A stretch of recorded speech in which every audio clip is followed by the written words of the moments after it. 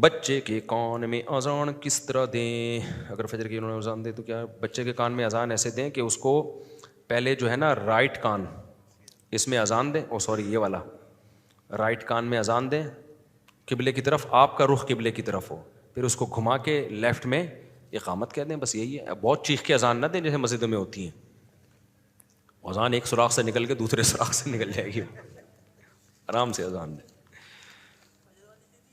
فجر والی نہیں دینی بھائی، نارمل جو عام اذانیں ہوتی ہیں وہ دینی۔ مفتی صاحب میں نے ایک پیش امام کی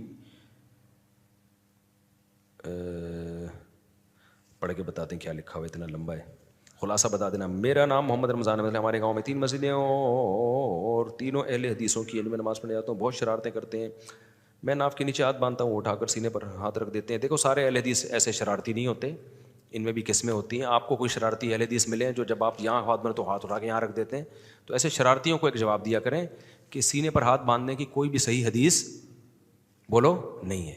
یہ لوگ کہتے ہیں نا وہ صحیح حدیث ہے، وہ صحیح نہیں ہے۔ ابھی تو ایک سعودیہ کے عرب عالم کا کلپ آیا ہے، بڑا وائرل ہوا ہے، سلفی عالم ہے، رومال ہے، سعودیہ کے ہیں، انہوں نے تو اس کو مکروہ قرار دیا ہے کہ سینے پہ ہاتھ باندھنا۔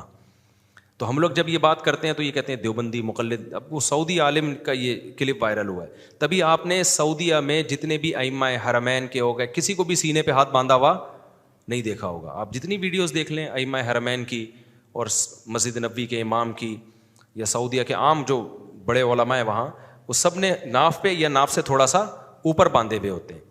تو سینے پہ ہاتھ باندھنا اسلاف سے ثابت نہیں ہے، اور اس بارے میں جو روایت ہے وہ ضعیف ہے۔ اب آپ کہہ سکتے ہیں کہ ناف پہ ہاتھ باندھنے کی کون سی صحیح حدیث ہے؟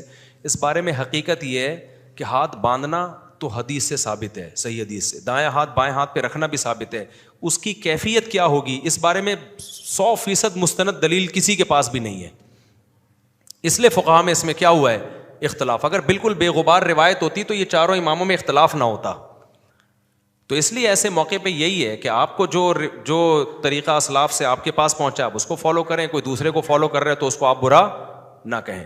تو سینے پہ ہاتھ باندھنے کی صحیح حدیث نہیں ہے، بلکہ میں وہ سعودیہ کے جو عالم کا کلپ میں کسی وقت ہو سکا تو وہ وائرل کروں گا، کیونکہ میں ایسی چیزیں، مجھے ان چیزوں کا اتنا زیادہ ذوق نہیں ہے کہ میں ان چیزوں کو بہت زیادہ پڑھوں، لیکن ان کا تو ابھی فتویٰ آیا کہ یہ مکروہ ہے۔ اور کسی کو وہ کلپ نہ بھی ملے نا تو عرب علماء کا اپنا عمل دیکھ لو، تو لوگ فوراً کہتے ہیں وہ تو رفع الیدین بھی کرتے ہیں، وہ تو یہ بھی کرتے ہیں۔ بات یہ ہے کہ ہم کوئی عرب علماء کے فالوورز میں سے نہیں ہیں، ہم تو صرف ایک حجت تمام کرنے کے لیے کہ آپ اگر ہمیں بدعتی کہتے ہو اس مسئلے میں تو حرمین کے امام کو بھی تو بدعتی کہو نا،